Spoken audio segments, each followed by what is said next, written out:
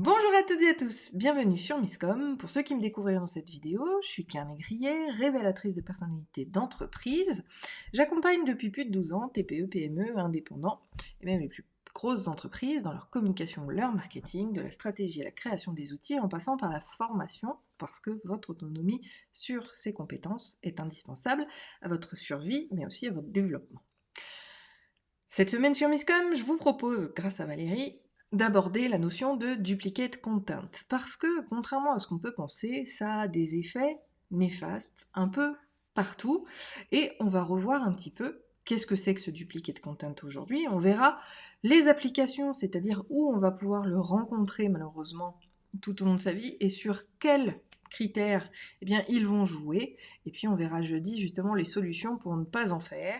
Si jamais ça vous parle, n'hésitez pas à mettre un pouce en l'air à cette vidéo. Donc, le duplicate content, qu'est-ce que c'est? Et pourquoi je dis que c'est la plaie de votre notoriété digitale? Le duplicate content, c'est le fait de... Alors, l'image qu'on en a, c'est de copier-coller le même contenu à différents endroits. Sauf que c'est bien plus spécifique et microscopique que cela. Pour vous donner un ordre d'idée, Google considère que vous êtes dans le duplicate content quand votre contenu dépasse les... Alors, ça dépend sur quelle thématique souvent, mais entre 30 et 50% de contenu identique. Et pourquoi elle trouvait que ce sujet était intéressant, ma chère Valérie? C'est parce qu'on ne comprend pas cette notion. On pense que c'est juste du copier-coller du texte qui pourrait être ressemblant et qui pourrait effectivement, on copie-colle, donc c'est la même chose. Sauf qu'en fait, pas du tout. Bien sûr que ça va rentrer en ligne de compte, mais on en est loin. C'est-à-dire que Google considère qu'à partir du moment où les mots dans une page, dans un document, dans tout ce qui va être sur la toile est référencé, c'est-à-dire visité par les robots de Google, vont être considérés comme duplicate content à partir du moment où simplement les expressions utilisées vont être rapprochées à plus de 30%.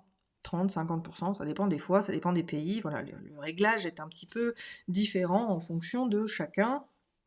Donc ce chiffre-là est à prendre avec des pincettes, mais néanmoins, ça vous rendez bien compte qu'il suffit d'un tout petit peu de contenu pour considérer comme du duplicate.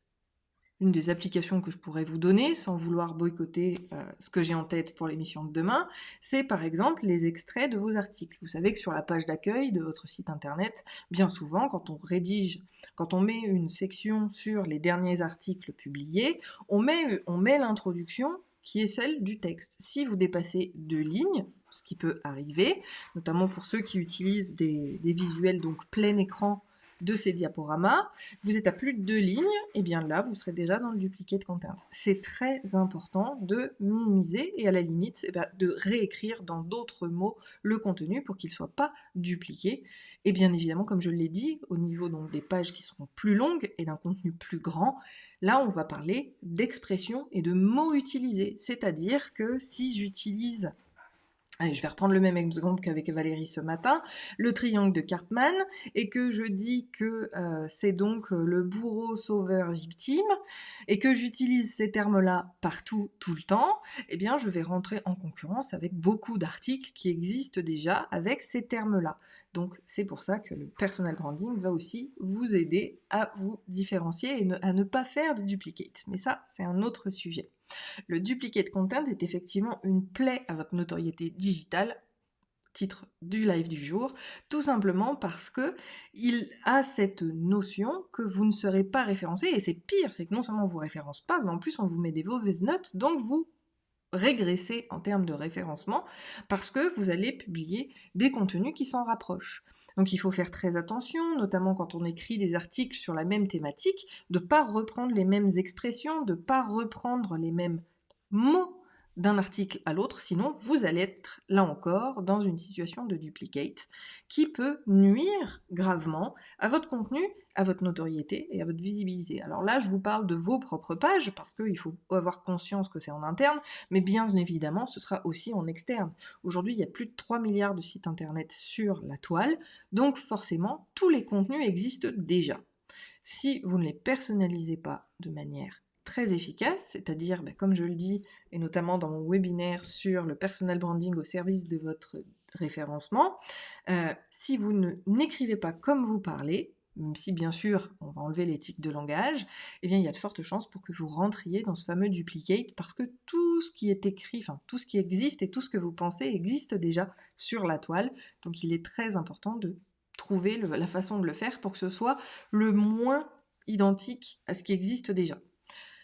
Donc le duplicate content, c'est vraiment une plaie parce qu'elle va intervenir dans divers contenus également, que ce soit de l'audio, que ce soit des articles, que ce soit les pages entre elles, que ce soit des pages sur différents sites, que ce soit les vidéos versus le texte. On va rentrer. Alors heureusement pour l'audio, on n'y est pas encore, dans le sens où Google n'est pas en capacité d'analyser chaque voix, donc le contenu audio n'est pas référencé. Par contre, les sous-titres le sont. Dès lors que vous ajoutez des sous-titres à vos contenus, notamment multimédia et donc vidéo, vous allez rentrer dans le duplicate content. C'est pour ça que retranscrire vos vidéos, et donc ce sera le cas pour les audios dans quelques années, de toute façon, rassurez-vous, Google trouvera le moyen d'analyser les voix pour pouvoir répondre davantage, notamment à la recherche vocale. C'est dans les tuyaux, c'est en développement, simplement aujourd'hui, ils n'ont pas encore suffisamment de technologie pour pouvoir être derrière chaque voix qui existe et qui se retrouve sur la toile. Donc le principe et l'idée, c'est vraiment d'être le plus soi possible, le plus unique possible pour essayer d'éviter ce duplicate. Parce que, encore une fois, et c'est là vraiment le sujet du jour, c'est de vous faire comprendre que c'est pas une phrase qui va être identique, c'est simplement les mots-clés, c'est la ressemblance juste en termes de mots. Si je prends le mot communication, branding, voilà, que ces expressions-là, des expressions clés, et pas du tout le phrasé, va être comparé. Si j'ai plus de 30% ou 50% de contenu qui ressemble, parce qu'on parle du même sujet, tout simplement, à un autre contenu, dès lors qu'on est celui qui est arrivé après, donc parce que c'est l'antériorité qui fait foi, l'antériorité va avoir le dessus, et donc vous rentrez dans le duplicate content. Ça, c'est le principe de base. Et je vais rester sur cette explication, parce qu'on verra justement les applications du duplicate insoupçonnées que l'on va malheureusement faire dans son entreprise, qui sont, ça, bien sûr, à éviter pour justement le référer. Alors, je reprends par rapport à ce duplicate, donc on l'a vu, tout ce qui va être vidéo, ça va concerner les vidéos, l'audio, parce que souvent on la pose à quelque chose de rédigé pour justement faire davantage de remontée de ces podcasts, c'est un peu comme ça que ça fonctionne. Ça va être les vidéos, mais ça va également être les documents que vous mettez en ligne. Les documents, alors quand c'est pas les vôtres, ça peut être celles des concurrents, ou celles d'autres acteurs du marché, qu'ils soient vivants ou morts d'ailleurs, tant que c'est sur la toile, c'est toujours d'actualité, c'est toujours présent, c'est toujours existant, donc ça rentre en concurrence avec vos contenus. Donc tout ce qui va être e-book, checklist, usage, voilà. Alors peut-être que vous ne les aurez pas référencés, mais que vous en parlez dans un article, ça va faire écho à un PDF qui pourrait être dans le... Je vais y arriver, excusez-moi, j'ai perdu le fil, qui pourrait être à quelqu'un d'autre et qui effectivement va rentrer en concurrence et donc en duplicate content avec cette personne-là. Pourtant, elle ne l'a pas fait exprès, elle a juste mis le PDF sur son site, elle a juste pas décoché la case ne pas référencer. Résultat des courses, le PDF est remonté, le contenu du PDF est analysé, et donc, il rentre en concurrence avec votre article. Sauf que votre article ayant été publié récemment, alors que le PDF était publié 1 an, 2 ans, même 6 mois, ou même 3 jours avant, l'antériorité fait foi, et c'est le PDF qui pourtant devrait être privé et non référencé, qui va ressortir. Voilà pour les explications sur ce fameux duplicate, et j'espère que vous en comprenez la raison pour laquelle je dis que c'est une plaie vis-à-vis de la notoriété digitale.